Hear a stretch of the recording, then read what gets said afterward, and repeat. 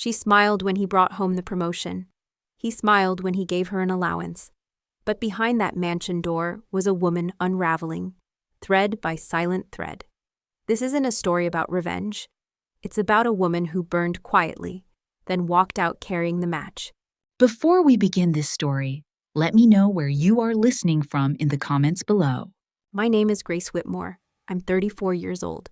And what I'm about to tell you today will forever change the way you see your own family.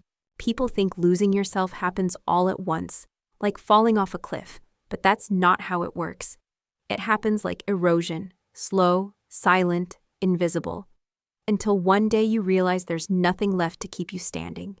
That evening, the sky outside our glass walls was bruised purple, heavy with rain.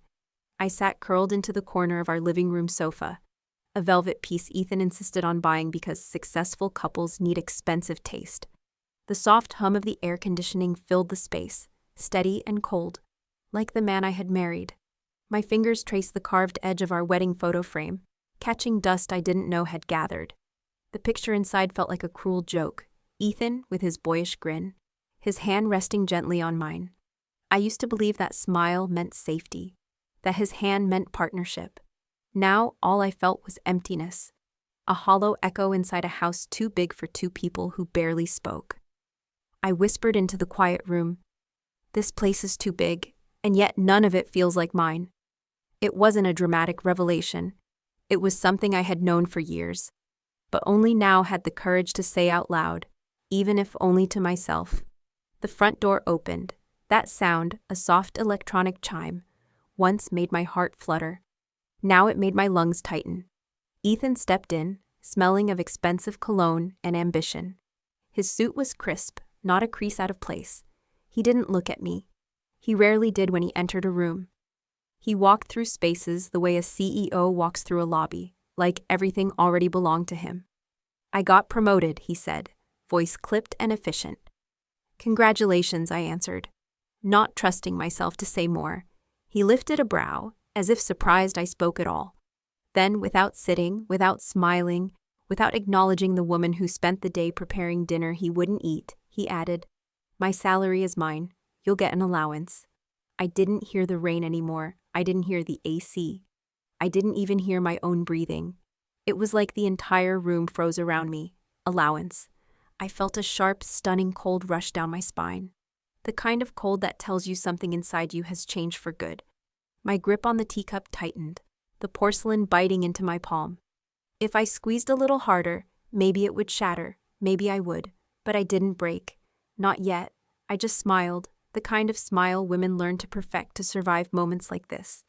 "Agreed," I whispered. He didn't notice the tremor in my voice. He was already walking toward the wine cabinet, already thinking about work emails, already back in the world where I did not exist. Later that night, I lay beside him in our king-size bed, staring at the ceiling while he slept peacefully. I could hear the rhythmic breathing of a man utterly untouched by the decisions he made. He slept like someone who never doubted his place in the world.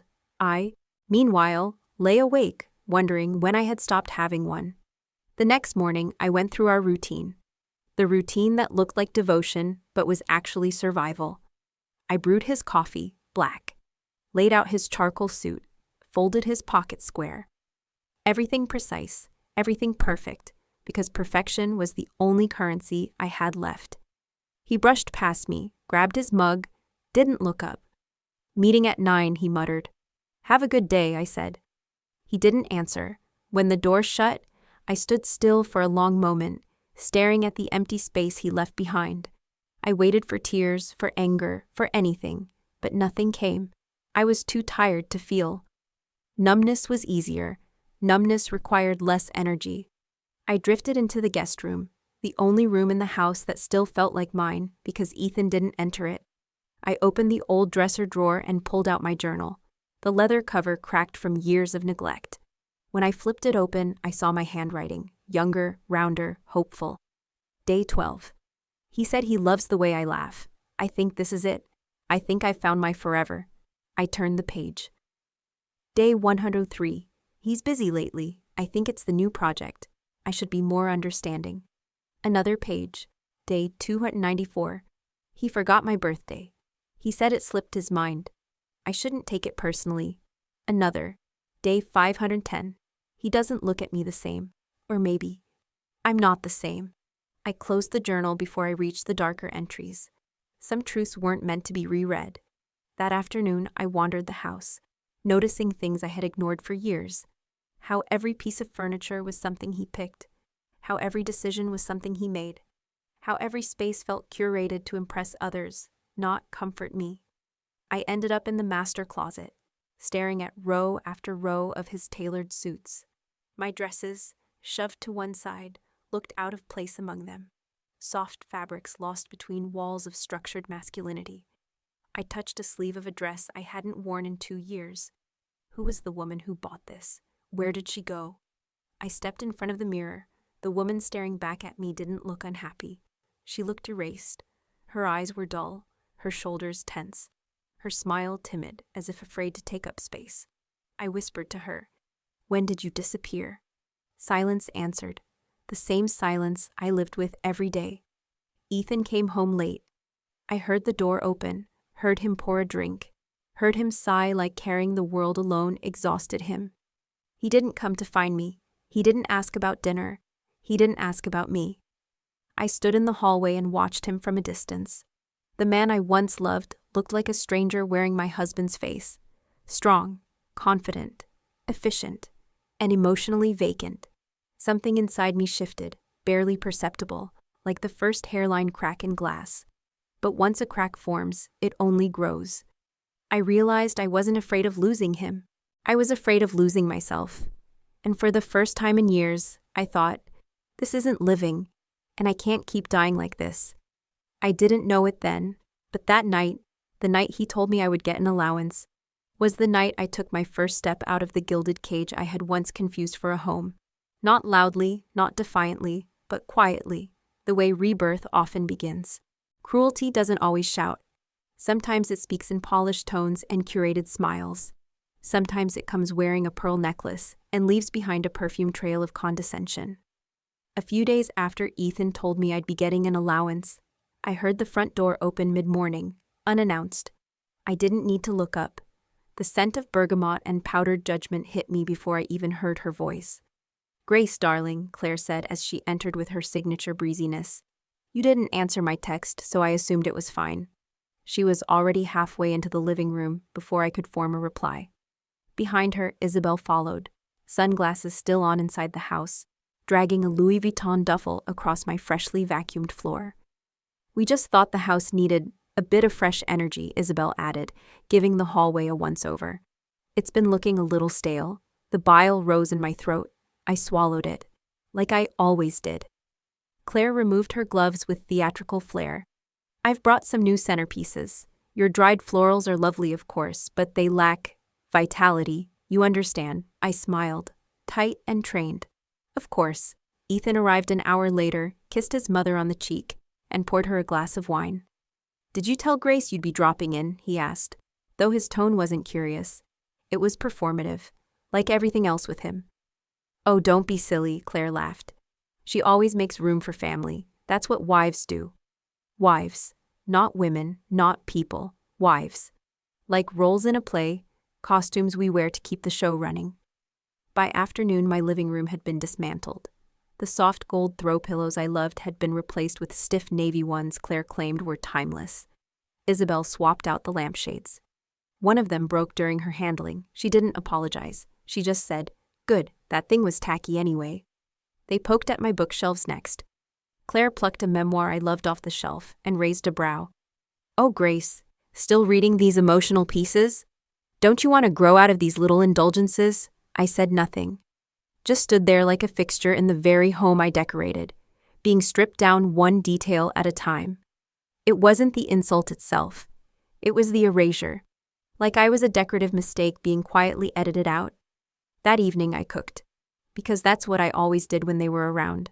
Ethan liked to showcase his perfect home, his graceful wife, his well-balanced life. The roast was perfect, the table polished, the wine handpicked. I did it all without help, without thanks. At dinner, Claire turned to Ethan and said, "Darling, you work so hard. I hope Grace is doing her part to make things easier." I nearly dropped the serving spoon. Ethan chuckled, took a sip of wine. She has her own pace, but she's learning. Learning, like I was an intern or a slow child. Claire nodded, satisfied. Isabel smirked. I wanted to scream. Instead, I cleared the plates. Later that night, I stood at the sink scrubbing the casserole dish, long after it was already clean. My hands trembled. Not from anger, from restraint. Ethan came in, loosened his tie. Don't take it personally, you know how my mother is. I didn't turn around. He leaned against the counter. And Isabel's just, well, Isabel. They're trying to help, in their own way, I laughed, quiet and bitter. You think this is help? He frowned. Don't start. They rearranged my home, criticized everything I touch. You said nothing, he shrugged. It's not worth the drama. There it was, that word again. Drama. I wasn't being hurt, I was being dramatic. I wasn't being disrespected. I was overreacting. I'm not decoration, Ethan, I said softly. I'm your wife. He looked at me then. A wife who doesn't work. A wife who lives off my name. Don't talk to me about respect. And then he left the kitchen. Just like that. I didn't cry. I stood there for a long time, hands still wet, water dripping into the silence. Something cracked inside me, not a shatter. Just the first fracture of a wall that had been holding everything in. That night, I sat in the guest room, door locked. My journal lay in my lap. Day 719. They tore apart my home like I was a guest in it. Ethan stood still. Worse? He agreed with them in silence. But today, something inside me moved. I think it was my spine. The next morning, I woke early, earlier than anyone. I pulled the navy pillows from the couch and placed them neatly in a box. I refolded the blankets they tossed aside.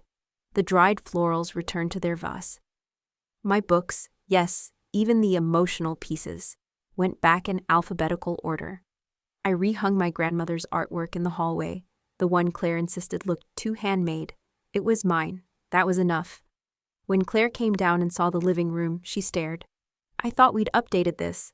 I turned from the window, smiling sweetly. I like it this way. Isabel rolled her eyes. Ethan, walking in with coffee, said nothing. That silence used to hurt. Now I realized it wasn't silence I feared. It was my own. And that silence had ended. Over breakfast, Claire offered to bring in an interior designer, just to give the space a real sense of polish. No thank you, I said clearly. Isabel scoffed. Wow, someone found her voice. I sipped my tea. Yes, and it's louder than it looks. The table went quiet. Ethan looked at me, and for the first time, I think he saw something shift. Not anger, not rebellion, but intention. Later that day, after they left, I sat in the garden with a blanket and my journal. The air smelled like spring and something else, defiance. I wrote, they think softness is weakness, but softness can become steel. Quiet becomes power when it chooses to speak. And today I spoke, not with volume, but with certainty. This is the beginning of me. I didn't wake up one day and decide to leave. It wasn't dramatic, it wasn't cinematic, it was gradual. Like a tide that pulls farther and farther from the shore until one day you realize the water's gone. And so is the woman who used to stand in it. It began the morning I poured Ethan his coffee and he didn't look up from his phone. Not a glance, not a word. Just took the mug, sipped, and asked if the tailor had confirmed his suit fitting. He didn't ask how I slept, or what I was reading lately, or if I was okay. I remember thinking, if I disappeared tomorrow, would he even notice? Or just blame the housekeeper? That morning, I opened a browser window I hadn't touched in years, typed in, how to quietly prepare for divorce. And just like that, I crossed a line I couldn't uncross. My preparation started in the quiet, the in-between moments, the hours no one watched, the cracks in my role as the perfect wife.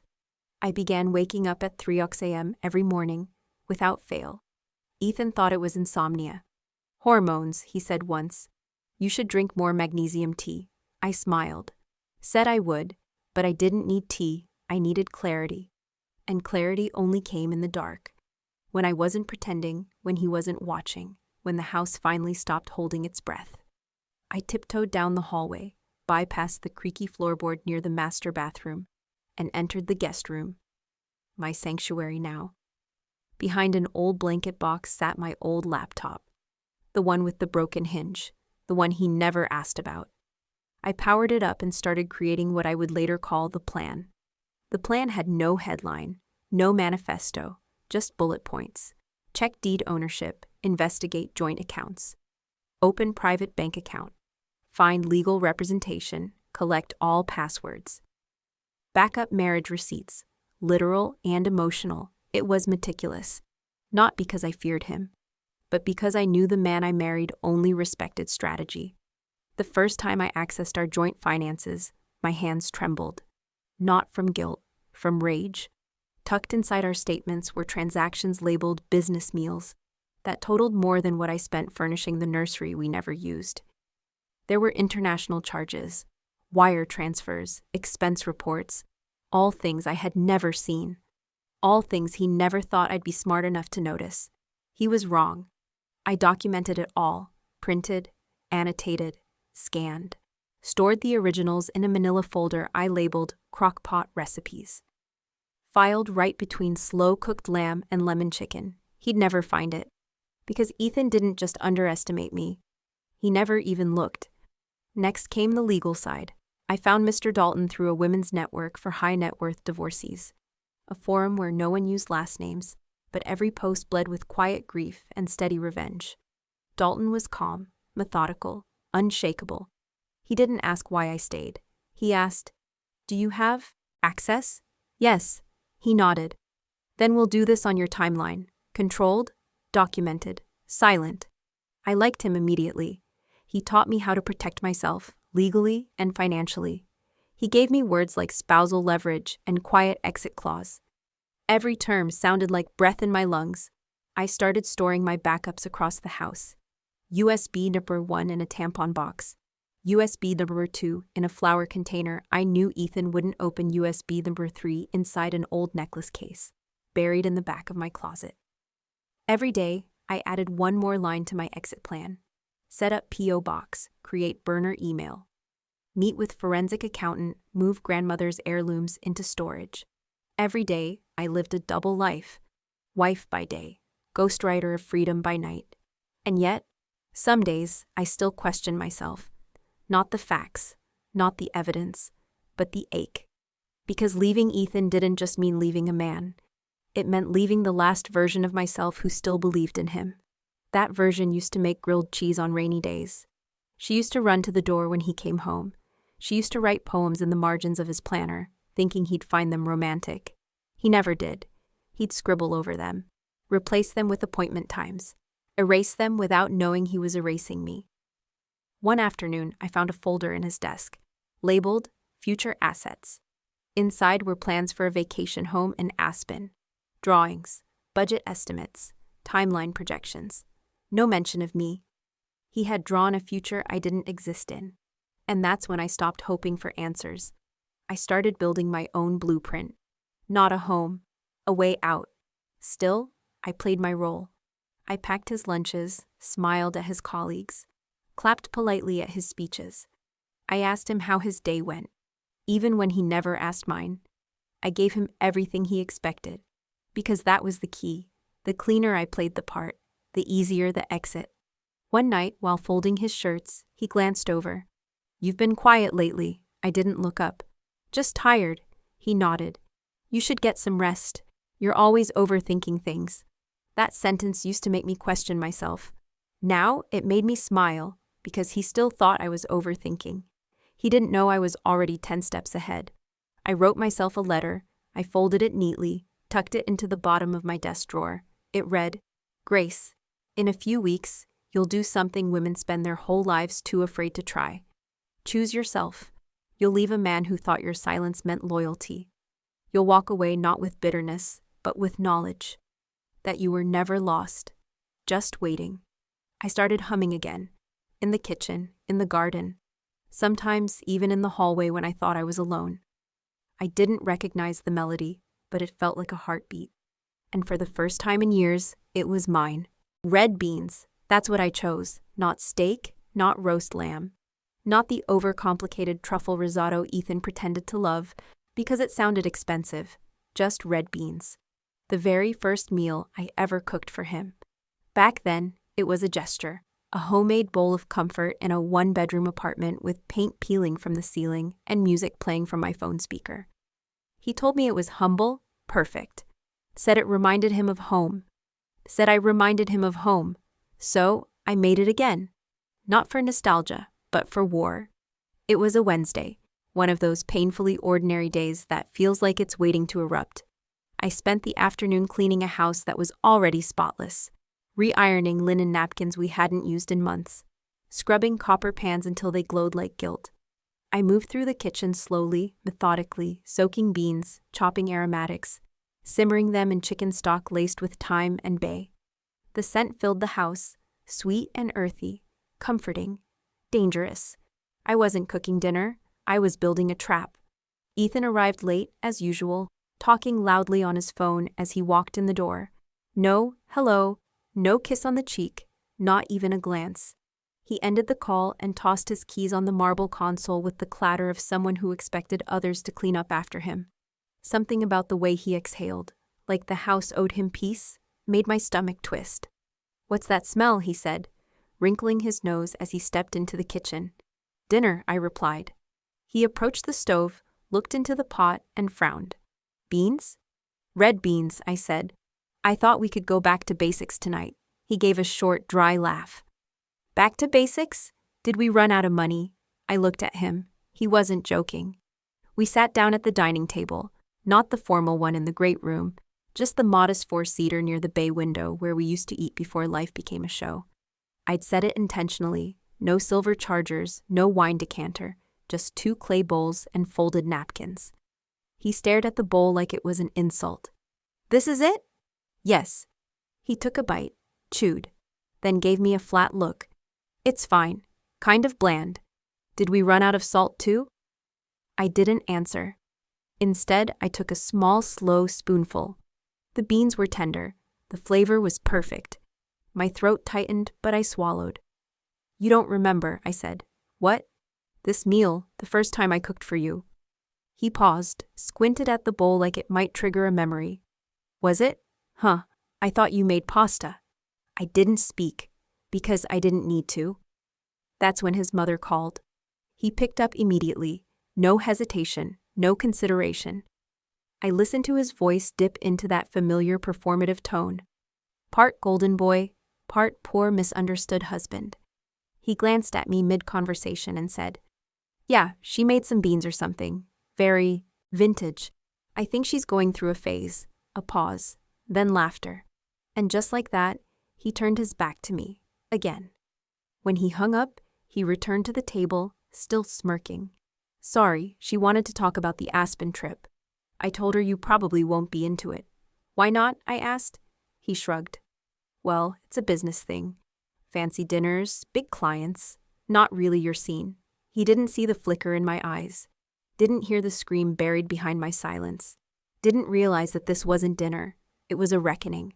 I stood up, collected his untouched bowl, walked to the sink. He didn't say thank you, didn't offer to help. Just sat there, scrolling through his phone.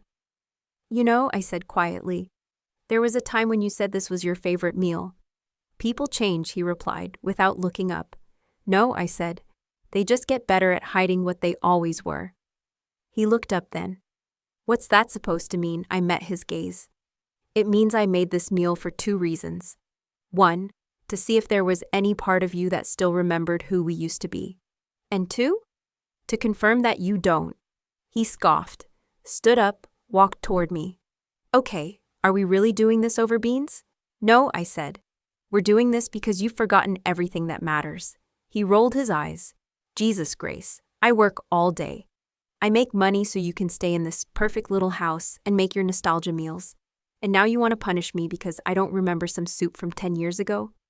"It's not soup," I said. "It's a test, one you failed. Again." He was silent. The air between us was thick now, not with anger, with certainty. I glanced at the clock on the wall. 7:39 p.m. Right on time, he noticed. "What's with the clock?"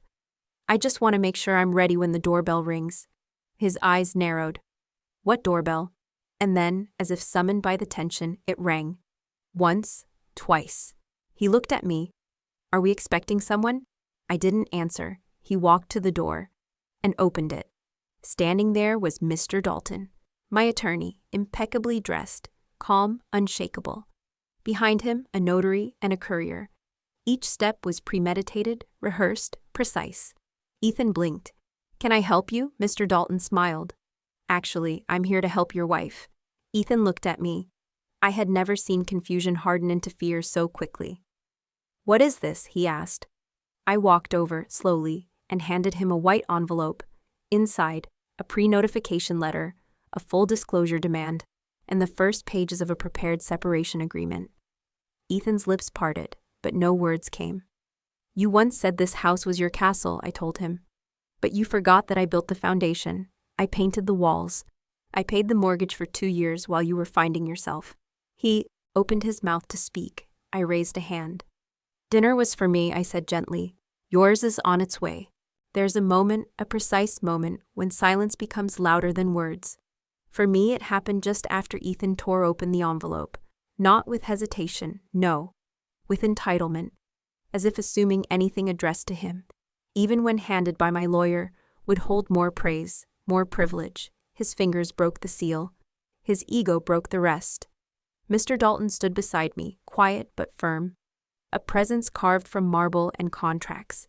Ethan blinked once, then again. His lips moved, but no words came out.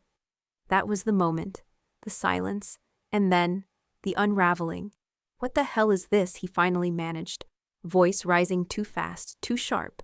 I didn't answer, not yet. I wanted him to stew in it a little longer. Grace, he barked, waving the pages. This is some kind of mistake, right? Tell me this is a mistake. It isn't, I said calmly. You can't just bring in lawyers and blindsided contracts. Mr. Dalton cleared his throat. Mr. Whitmore, this is not a contract. It's a disclosure and a courtesy. My client has the legal right to proceed without this conversation. She chose to offer you transparency. Ethan scoffed, shaking his head like he could actually shake off the truth printed in black and white. You don't own this house, he said, thrusting a finger toward the living room.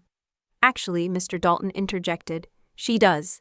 He signaled the courier, who stepped forward with a slim laptop. The notary unfolded a projector screen.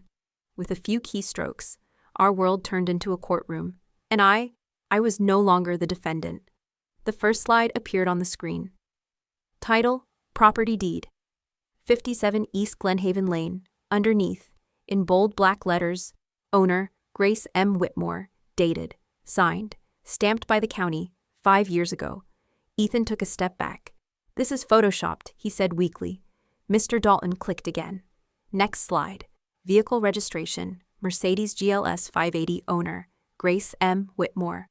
Next slide. Investment portfolio, Whitmore Holdings, LLC primary shareholder, Grace M. Whitmore. Next slide. Wire transfers, 2017-2023. Source, personal account, Grace Whitmore. Total disbursed toward marital assets, $842,000. I watched him read each slide like a slap to the face, because every single item in this house, from the floor tiles to the framed art to the ridiculous $14,000 Italian espresso machine, had come from my accounts he never asked about, because he assumed that I had none, that I was surviving on his generosity, that I needed him. He collapsed into the chair. Why? He muttered. Why would you do all this behind my back? It was the first honest question he had asked me in months, so I gave him an honest answer. Because you never looked at me like a partner, I said. Only a possession. I stepped forward. You never asked how I paid off your student loans, or how I covered your failed app startup. You just assumed it came from your father, or a bonus you forgot to mention. He looked away. I didn't let him. When you told people you bought this house, I smiled. When you said you surprised me with the car, I laughed. When you claimed you got promoted because of your hustle, I applauded. But you know what I was really doing, Ethan? I bent down, level with his eyes. I was keeping score. He flinched, just barely, but it was there. All those nights you came home late, thinking I was tucked away reading a novel. I was balancing books, filing tax returns, investing your future while you lost ours. He blinked rapidly. Every time you called me lucky, every time you said some women would kill for this life, I took notes. The final slide on the screen wasn't a legal document. It was a photo, us, 10 years ago, on that tiny apartment balcony, holding bowls of red beans, smiling like idiots. I loved you, I whispered. I wanted to believe in you, but love without respect isn't love, it's servitude. He looked at the photo, and for the first time, in years, maybe ever, I saw it. Regret. Real, raw, cracking through the surface regret. But it was too late, because the unveiling had begun. And this time, I was the one holding the spotlight. His voice cracked when he finally spoke again. You blindsided me. I let the words settle, then answered, No, Ethan. You blinded yourself. He stood abruptly, pacing, clenching and unclenching his fists. This is betrayal. You set me up. All these years, you were building this file on me? I was building a life with you, I said. You built the illusion. He walked over to the screen, paused at the image of our younger selves. His fingertips grazed the projection, like he could touch the past. I loved you, Grace. Then you should have treated me like someone worth keeping. Mr. Dalton turned off the screen. The silence returned, but it was no longer mine to carry. It belonged to Ethan now. And in that silence, he sat, broken but quiet. A man finally meeting the weight of his own reflection. Then, he whispered something I didn't expect. Do you still love me? I exhaled slowly, the kind of breath you take when you're laying a ghost to rest. I loved who you were, who we were, but I can't love a man who used my heart like a safety net. He pressed his hand to his forehead. I didn't realize. I didn't know how much you were holding up. Because you never asked, I stepped back, picked up the folder Mr. Dalton had placed on the sideboard. I handed it to Ethan. Everything you need is in there. Financial breakdowns, asset evaluations, and an offer, one that's still kind, even now. He held the folder like it burned. You're really doing this? I already did. This is just the unveiling. And with that, I turned and walked away. Not out of the house yet, but out of the story where I was always the background. There's something almost surgical about revealing the truth. Cold, deliberate, and precise. Not like a scream in the night, not like a slap or a sob, but more like a scalpel, cutting clean, exposing layers. This chapter of my life didn't begin with yelling. It began with a click. Mr. Dalton tapped the keyboard again. Another slide lit up the screen. Bank statement, Whitmore Savings, Grace M. Whitmore. Total, $347,900. That's just one of 5 accounts, Dalton said evenly. Shall I continue? Ethan sat frozen, barely breathing. The bravado from earlier had evaporated, replaced by a hollow stare. Continue, I said. Because I wanted him to see it all. I wanted him to drown in the receipts of his arrogance. We had moved into the living room. I sat on the armchair I used to cry into at night. Ethan remained on the couch, exactly where he had scolded me so many evenings for being dramatic. Now he was silent. Now I had the floor. Dalton moved through the next slides with calm rhythm. Mortgage ledger, paid in full payee, Grace M. Whitmore. Date, 2019. That's the year your bonus was delayed, I said softly, not unkindly. You remember? You thought your dad covered it. You called him to thank him. He never corrected you. Ethan looked at me. I nodded. Because I asked him not to. I didn't want to embarrass you. His face contorted. Confusion, shame, something deeper.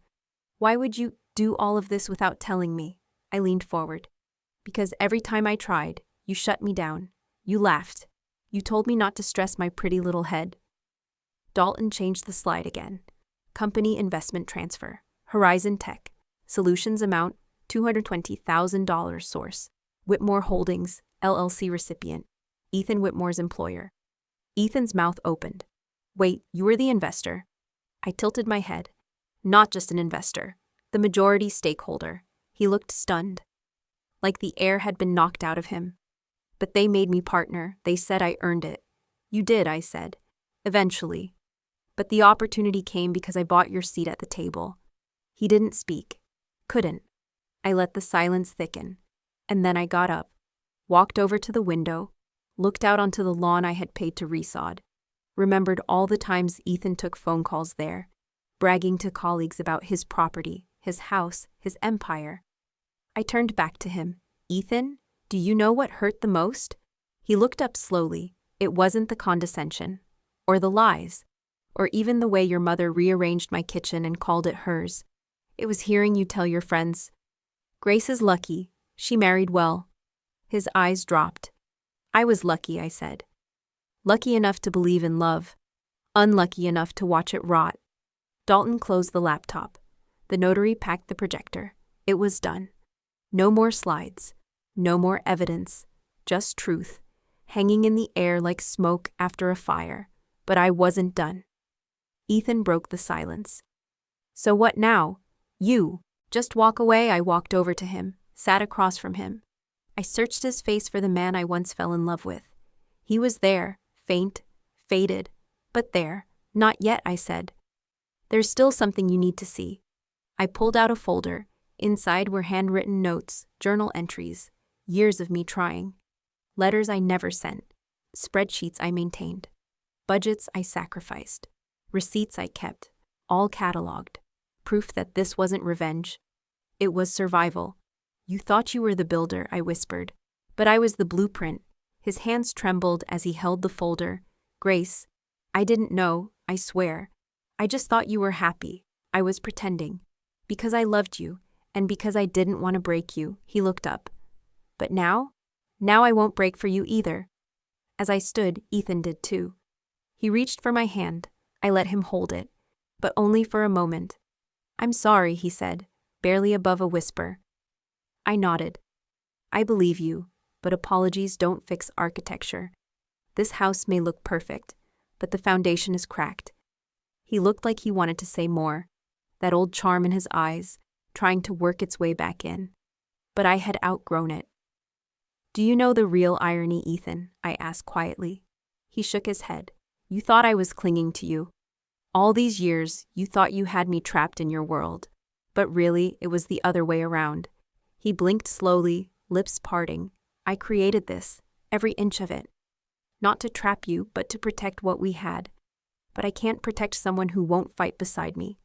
His shoulders slumped, the realization settling in. Heavy. I watched him deflate under the weight of truth. I turned toward the door, stopped, and looked back one last time. You once asked me what I wanted. I told you I didn't know, but I do now. He waited. I want peace. I paused again, this time by the mantel where a photo of our wedding still stood. The light caught the edge of the frame just right. I reached for it, turned it down, face first, against the wood. This was beautiful once, I said. But beauty can't save what's already abandoned. He opened his mouth, but I raised a hand. No more words, Ethan. They don't matter now, not when the facts are already louder. Still, I lingered. One last look around the room. Every inch of it bore the mark of who I used to be. The curtains I chose, the books I stacked, the rug from Morocco he never noticed. My life, invisible under his pride. And now, I wouldn't let it be unseen anymore. He didn't stop me, didn't follow, just stood there, silent and small in the house he never really owned. And I walked through the threshold like a woman finally exiting a house that had burned down long ago. There are numbers that mean nothing, totals in a bank account, decimals on a spreadsheet. And then there are numbers that weigh like bricks on your soul. For me, that number was $180,000. The price of devotion, disguised as a debt. The room had changed. The air was heavier now, not with tension, but with something sadder. Recognition. Ethan sat on the same couch, but no longer in defiance. He was hunched forward, elbows on knees, his wedding ring turning on his finger, like he could rewind something. Mr. Dalton returned to the center of the room, carrying a folder with a red ribbon. He placed it gently on the coffee table between us. This, he said, is the summary ledger of the past 10 years of financial transfers made between Grace Whitmore and Ethan Whitmore, directly or through intermediaries. Ethan didn't look up. Dalton untied the ribbon. The total amount, he said slowly, almost like he was reading an obituary, comes to 180, 430, 62. I could hear Ethan swallow, audible, hollow. This isn't a lawsuit, I said gently. There's no court order coming, no garnishing of wages. He finally looked up at me, eyes rimmed red. Then why show me this? I took a breath. Because you called it a burden.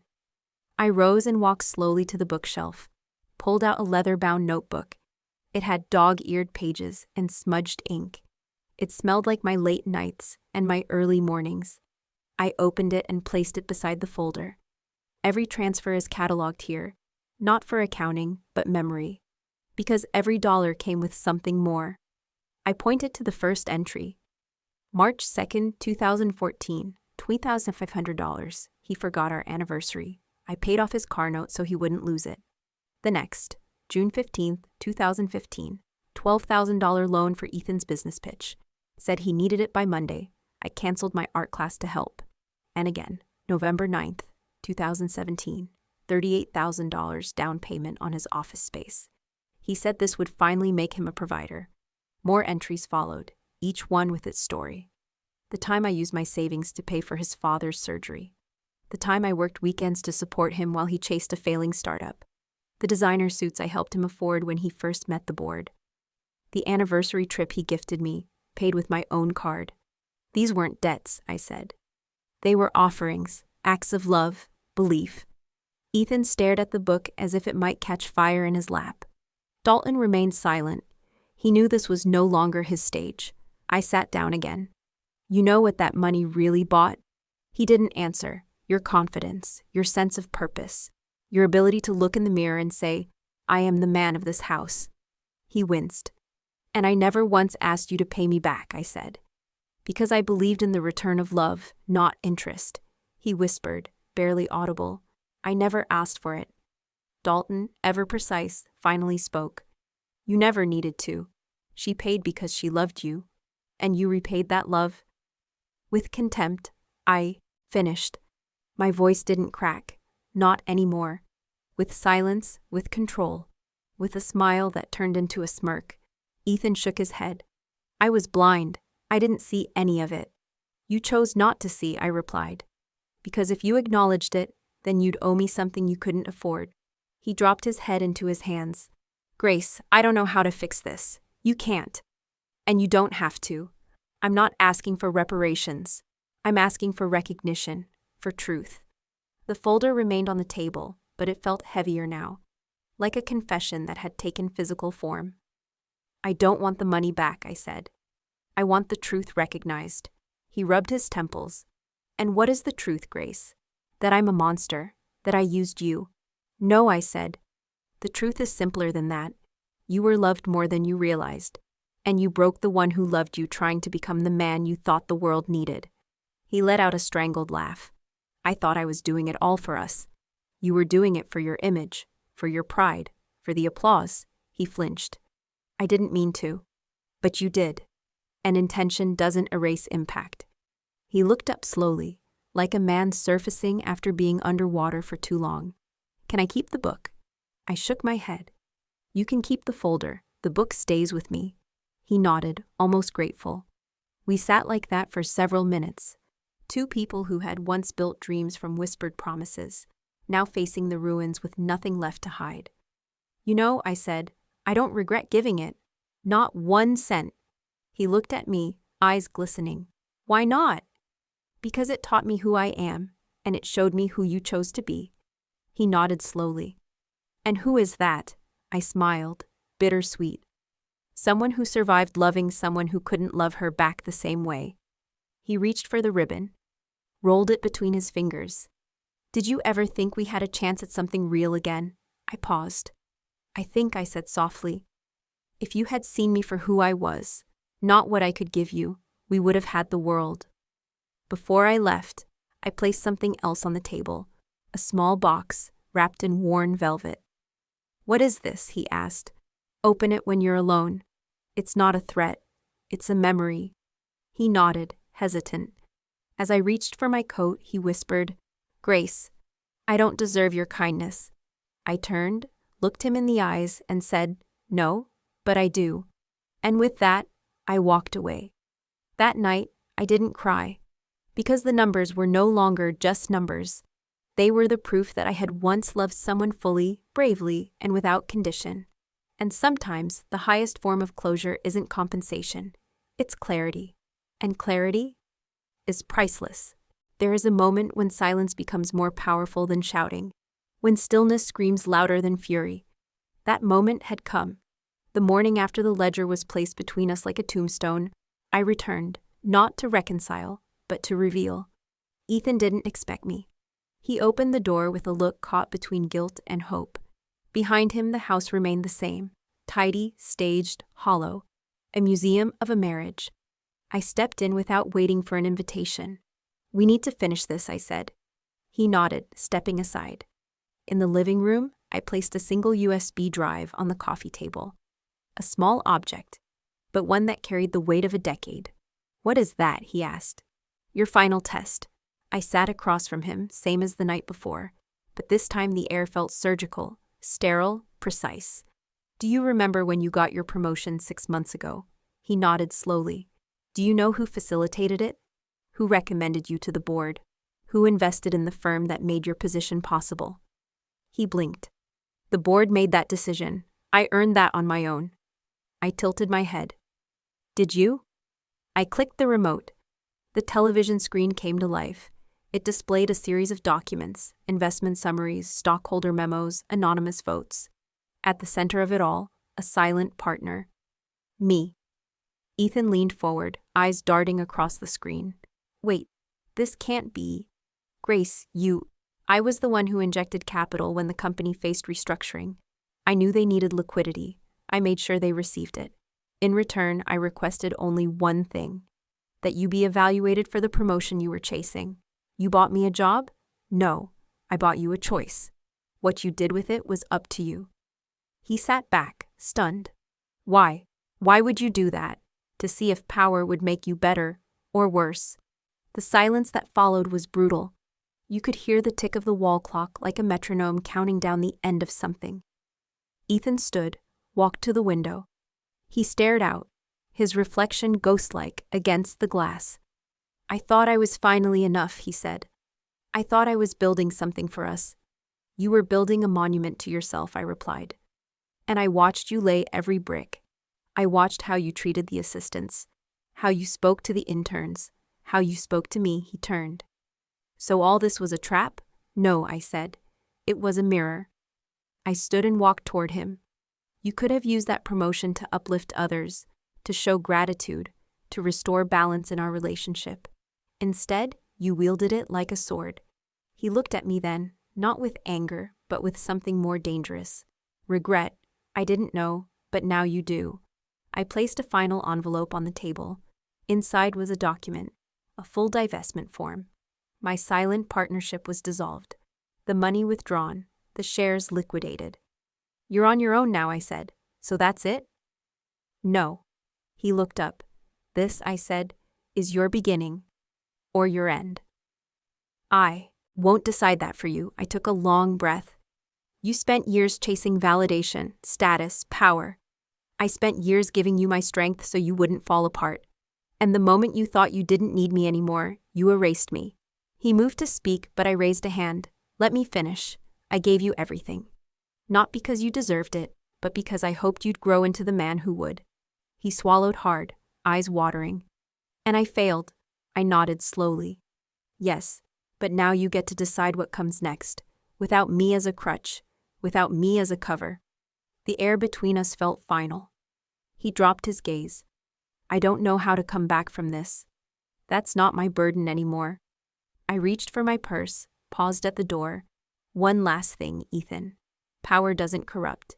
It reveals, and now you've seen what was inside all along. He didn't respond. He just sat there, still, small, alone. That night, I walked through the city streets with no destination. Just movement, just breath. Just the quiet thrill of having no one to carry. I passed by a couple arguing over takeout, a dog barking at pigeons, a woman playing jazz on a corner saxophone. Life went on, messy, loud, beautiful. And for the first time in years, I was a part of it. No longer invisible. No longer invested in someone else's rise while I crumbled in silence. I stopped at a small park bench under a maple tree. Leaves were falling slowly, drifting like the last remnants of the weight I'd been carrying. I closed my eyes and let the crisp autumn air fill my lungs. From my purse, I pulled out a small card. A quote I once wrote during one of Ethan's lowest moments. Sometimes we plant trees whose shade we may never sit under, but that doesn't make the planting any less meaningful. I'd believed in him. I'd watered the soil of his ambition with every ounce of my patience, my labor, my love. And though he never offered shade, I knew I had planted with truth. Back at the house, Ethan sat staring at the screen, documents still glowing faintly in the dim light. The USB untouched, the divestment envelope unopened. And maybe he would let them collect dust, or maybe he would finally face them. That too was no longer my concern, because the final test wasn't his, it was mine.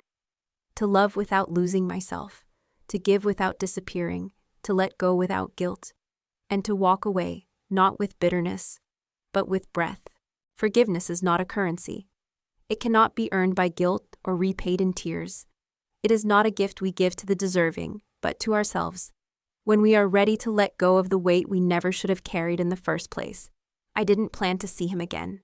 Not after the truth was laid bare, not after the final test had been administered and failed. I imagined myself stepping into a future untouched by his shadow. But life, in its strange choreography, had other intentions. It was raining the afternoon he called. Not texted, not emailed, called. I let it ring until the screen went black. But something inside me, a curiosity perhaps, or closure unfinished, pushed me to listen to the voicemail. Grace, it's me. I won't ask you to call back. There's something I need to give you, something that belongs to you, that always did. I'll leave it at the porch. If you never open the door, I'll understand. He left no return address, no expectations, and that was why I opened the door. The package was small, square, wrapped in simple brown paper, like a gift from a time before glitter and plastic. It had no name on it, just a note, handwritten in that sharp, methodical cursive I used to admire when he wrote love notes in the margins of my planners. Thank you for everything you gave. I didn't know how to hold it then. I'm still learning now. Inside was a watch, not new, not polished, old, familiar. The same watch Ethan wore on our first date, when he arrived 10 minutes early and waited outside my apartment holding a copy of my favorite book and a bouquet of white tulips. The same watch he left on the kitchen counter the day he moved into our shared home, claiming he didn't need it anymore because he had nowhere to be but with me. And later, the same watch he stopped wearing when boardrooms began replacing dinner tables and text messages replaced conversations. He had kept it. I ran my fingers over the worn leather strap, the small crack near the face, a relic of who he had once been, or who he had tried to be. Beneath the watch was an envelope, my name on the front written slowly like he feared the paper might tear. Grace, you once told me that love is not a ledger, that it doesn't keep score. I never understood that, not really. I thought love was something to win, to prove, to be worthy of, but now I see.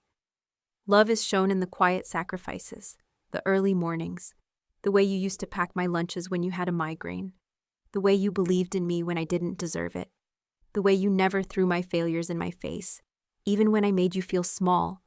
You gave me everything, and I didn't even have the decency to say thank you. I'm not asking for a second chance. I just want you to know that I see it now. I see you now. I'm sorry. With remorse, Ethan, I read the letter twice. The first time as a woman who had been wronged, the second as a woman who had survived. And then I cried.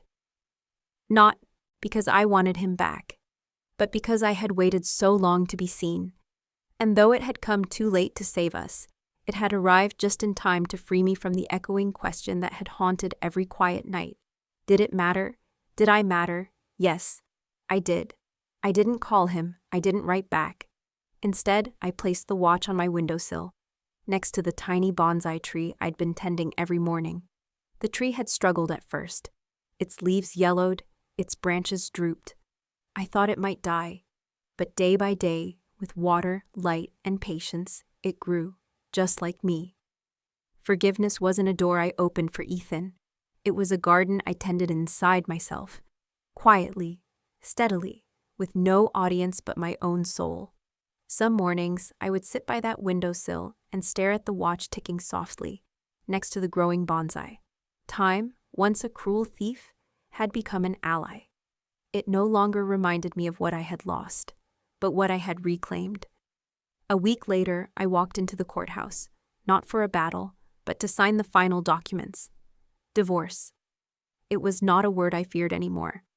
It was a comma, not a period. A breath between chapters. The clerk looked at me with a polite, professional expression. "Is there anything else you need?" "No," I said with a smile. "I've got everything I came for. Closure. And more than that, clarity." I left the courthouse and drove to the beach, not because it held any particular memory, but because I wanted to create a new one. Waves rolled in, steady, relentless, free. I walked along the shoreline with my shoes in hand, the sand cold and wet beneath my feet. I passed a family building a sandcastle, a woman walking her dog, a young couple wrapped in the silence of early love. I wasn't jealous. I wasn't nostalgic. I was present. I pulled out a small slip of paper and wrote one final note. To the woman I was, thank you for holding on when it would have been easier to let go. Thank you for choosing yourself in the end. I folded it into a paper boat and set it afloat on the tide. It bobbed gently, then drifted out, carried by something larger than me. And I watched it until it vanished, not with sadness, but with quiet acceptance. Forgiveness is not weakness. It is not a surrender. It is the loudest declaration that you no longer live in the prison someone else built from their shortcomings. I forgave Ethan, not because he asked, not because he changed, not even because he deserved it, but because I did. And when I let go, I rose. 1 month.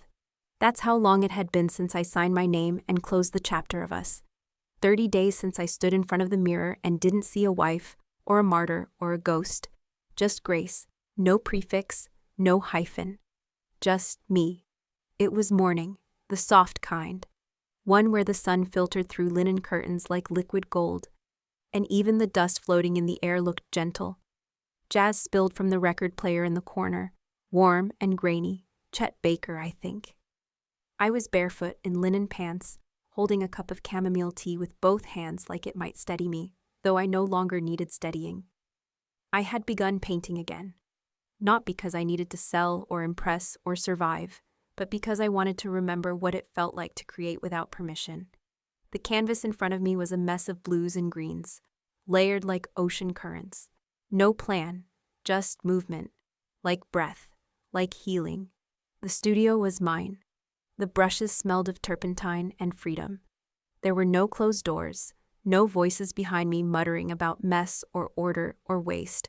Just me, and space, and color. The garden had grown. When I first moved into the cottage, small, slightly crooked, with squeaky floors that sang beneath my steps, the backyard was nothing more than dirt and tired grass, but I had tended to it morning by morning. Like I had once tended to a man who didn't know how to receive care. This garden, though, received me. Tomatoes burst along the fence. Lavender hummed with bees. A lemon tree I planted from seed had sprouted tiny, determined blossoms. The herbs grew wild, and I let them. For once, I didn't feel the need to control every corner. And the bonsai, still alive, still growing. Its branches now stretched wider, stronger, unapologetically reaching for the light. Sometimes I sat beside it and whispered aloud, like a prayer, I made it. Not every day was beautiful. Some mornings, the silence hit too hard. Some nights, I still rolled to the left side of the bed, expecting a warmth that wasn't there. But those moments came and went like weather, and I was learning not to fear the rain. I took long walks without a destination, cooked meals just for myself, danced barefoot in the living room to Nina Simone. I allowed joy to find me in the smallest places. The curl of steam from my tea, the crinkle of a book's spine, the satisfying snap of fresh sheets. I was relearning life. Then one morning, the mail arrived. A simple envelope, no handwriting on the front, just typed block letters. Inside, a folded piece of paper and something small wrapped in cloth. I sat down before opening it, already feeling the echo in my chest. The letter was brief. Grace, I don't expect a reply, but I wanted you to have this. I wore it to every interview, every meeting, every boardroom where I pretended to have built my own empire. It was never the suit that gave me strength. It was what you sewed into it. Thank you, Ethan. I unfolded the cloth. Inside was a single dark button, one I had stitched onto his favorite charcoal gray blazer years ago, back when we couldn't afford tailored clothes, and I mended what we had. I remembered threading the needle, my fingers sore from work, but smiling as I whispered, for luck. He had kept it, and now he had returned it. That afternoon, I sat on the garden bench and held the button in my palm, small, unremarkable, but threaded with years, with memory, with a kind of full-circle symmetry that life rarely grants. I didn't cry. Instead, I smiled, and I whispered, thank you for letting me go, because forgiveness is not about forgetting. It is not the erasure of scars, but the decision to stop picking at them. In letting go of Ethan, I hadn't just freed him. I had freed myself from the pattern of waiting to be seen, waiting to be valued, waiting to be chosen. I had chosen myself. That night, I took the button and tied it onto a string. I wore it around my neck, not as a relic of him, but as a reminder of the woman who loved deeply, lost bravely, and rebuilt quietly. It touched my chest like a heartbeat, steady, constant. There was one more thing I needed to do. That evening, as the sky blushed violet and gold, I lit a candle and sat at my desk. I opened a fresh page in my journal and wrote a final letter, not to Ethan, but to the girl I had once been. Dear Grace, you did good. I know there were days you questioned whether it was all in your head, whether the loneliness was your fault, whether love meant shrinking yourself smaller to fit inside someone else's dream. It wasn't, it never was. You were soft, but not weak, giving, but not empty. And when the time came, you stood up, you walked out, and you didn't just survive, you became. Thank you for not giving up on me. Love, me. I closed the journal, blew out the candle, and stepped into the garden. The stars were beginning to show. Somewhere nearby, a dog barked. Wind rustled the leaves like a lullaby. I looked up, let the night air fill my lungs, and for the first time in years, I didn't feel like something unfinished. I was whole. I was free. And somewhere in the distance, a new chapter was waiting. Not one written in reaction to someone else's story, but authored entirely by me. With roots, with growth, with light. Forgiveness is not giving someone a second chance. It is giving yourself permission to move forward without them. And healing is not the absence of pain. It is the quiet triumph of choosing joy anyway. Not in spite of the past, but because of what it taught me, because of who I became. And so, Grace didn't raise her voice. She didn't throw things. She didn't demand to be heard. She simply gathered the pieces of herself he'd carelessly scattered over the years, her dignity, her dreams, her quiet rage, and walked out without slamming the door. Because sometimes the loudest kind of revenge is living well, is healing, is choosing joy anyway. And if this story found you at a quiet hour, or cracked open a corner of your own silence, leave a comment. Not for drama, not for debate, but because your voice, however soft, might be the thread someone else needs to begin stitching themselves back together. We don't heal alone, and maybe your words are the beginning of someone else's ending.